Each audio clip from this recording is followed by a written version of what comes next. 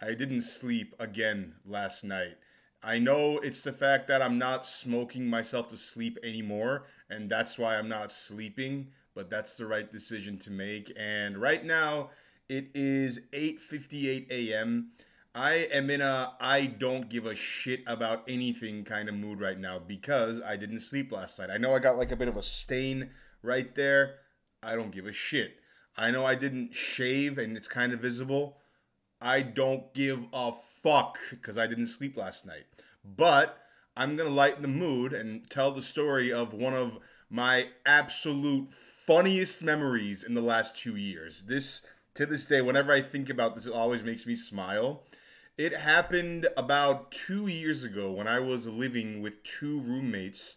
These guys were university students, and this house I was living in was essentially a frat house. It was disgusting 24/7. There was garbage bags everywhere, and the only reason you'd even see garbage bags is if the garbage in the house had somehow been collected into one place. Otherwise, it'd be all over the counter, all over the kitchen, all over the coffee table. Just disgusting. I wouldn't walk in this house without flops on because the floors were just sticky everywhere you went, and disgusting beyond words. But I will say that house, some of the best memories of my entire life happened in that exact house because my roommates were solid people. They were incredible entertainers. All three of us were kind of main character vibes people, and we were always entertaining each other. So there was never, ever a dull moment. And on one particular night, I was at home there. One of our roommates was gone to his hometown. So I was at home, I was smoking a joint. And at this time, I was an incredibly heavy smoker. I'm talking probably 3 to 4 grams a day. Yeah, I just sit there, I'd roll one, I'd smoke it, I'd go make a video, I'd come back, I'd roll one more, make a video again, and just repeat.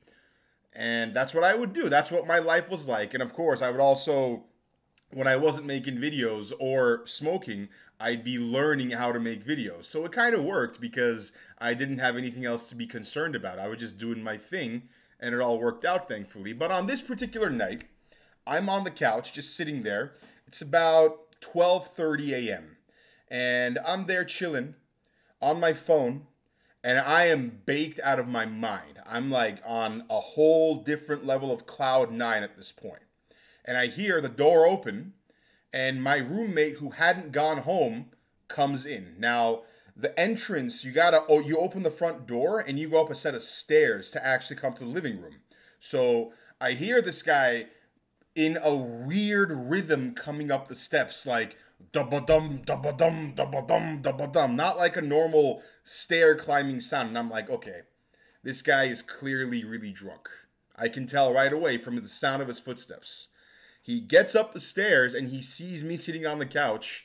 He looks at me and I see the biggest smile form on his face, just ear to ear.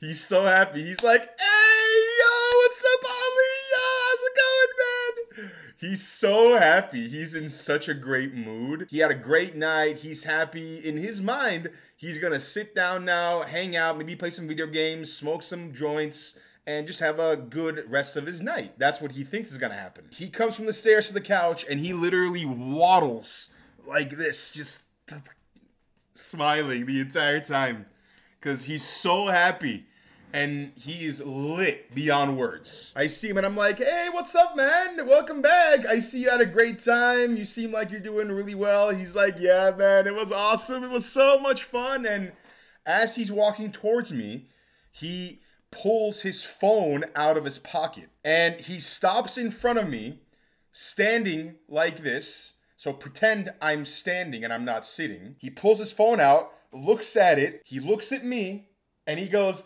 "Bro!" and threw his phone in the air. And I literally saw it in the air, and right away I'm like, "No!" Because I knew what's going to happen, and I just saw it flip multiple times in the air and come down with a loud splats. And I'm like, right away, I knew it wasn't going to be good. And he saw what happened. Of course, he's very lit, so he's not really aware of what he's doing. He looks at the ground. The phone screen was on the ground, so we could see the back of the phone, so we didn't know right away whether or not the screen was broken. But as he's picking it up, I'm just looking at his face, and he was so happy. All of a sudden, he turns the phone over and the screen is broken. And this elation that he was feeling, all of a sudden, he's like, no, I just broke my phone! And this smile wipes off his face and gets replaced with like a biggest frown. But he's still so happy. He wants to be happy, but he also wants to be sad. And he's having this internal battle, and it's all visible across his face. He's like...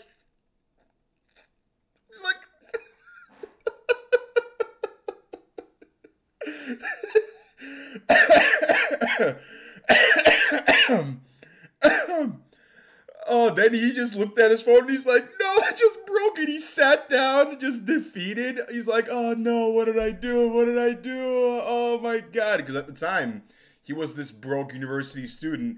He couldn't afford to buy a new phone. And he's like, oh, damn. He just want this night that was supposed to be so good just turned into a really, really bad night. He did the same thing he was going to do anyway. He just played some video games. He smoked a joint and went to bed later. Because why not? I mean, just may as well carry your routine on, right? A few months later, I was in the market for a second camera. I was just kind of wanting a camera so I can put it like in the back. When I'm filming something, I can have another camera that's filming constantly. So I was like, hey, at this point, my friend had bought a new phone. He somehow got the money and he bought a new phone. And I was like, hey, your old phone, you want to sell it to me? And he's like, yeah, sure, how much? I was like, $100? Okay, deal. So I ended up buying that phone, the exact phone that he dropped that one night. You can see here, there's a bar right here that wasn't there before. The bottom here of the screen is all cracked, and there's some cracks here in the screen as well. And it's an iPhone 11. But the camera here, the back camera, there is a bit of a few dents in here, but it still works. So this became my second phone as of that day. And every time I see it, it just makes me smile because... oh my God, seeing the guy's face, just the roller coaster of emotions happening in his eyes, in his face, and every muscle of his body in those few seconds was awesome. And whenever I see him, I always bring it up. He gets mad at me for it, but I'm like, bro, I'm sorry. It's too funny not to bring it up. It's hilarious, and I know it's not a good memory for you, but it was absolutely hilarious to me. And speaking of which, I've been kind of thinking of buying a new phone myself. I'm kind of thinking of getting the new iPhone 15. I think the 15 is the new one, right? Yeah. And I haven't really pulled the trigger on it yet just because I just don't want to put the money down to buy one, man. I got an iPhone 12 Pro Max that I'm still using. It's like 3.5 years old, but it still runs like a champ. And I have an OtterBox, thankfully, so my phone is in incredibly good condition. It's not broken anywhere. There isn't a scratch on it. And my friend didn't have a phone case, clearly, right? So, and you'd think he'd learn his lesson after that. You think he'd buy a phone case for his next phone? Not the story. He doesn't have a phone case still. He hasn't broken his current phone, so good for him. But hey, I fear it's only a matter of time before he does. So I just wanted to share that with you guys. That's it for now. I don't know when I'm going to sleep. It's probably going to be in a few hours. Maybe, I don't know. It might be in a few minutes. I don't know. I'm just going to sleep whenever I crash. So that's it for now. I'll see you next time.